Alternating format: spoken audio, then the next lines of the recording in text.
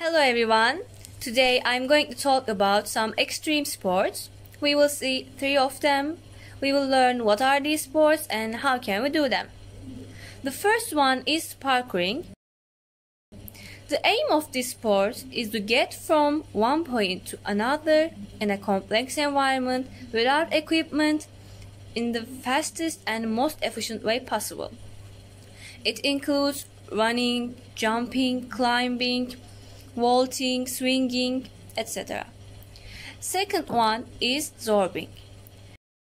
In this sport, a person gets inside a giant inflatable ball and roll down a hill.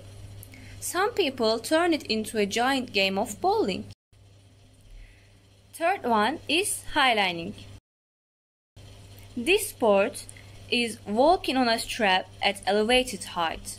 Performers of this sport set up their ropes at the tops of trees, between buildings, and even across ravines and canyons. That's for it today. Thank you for listening to me.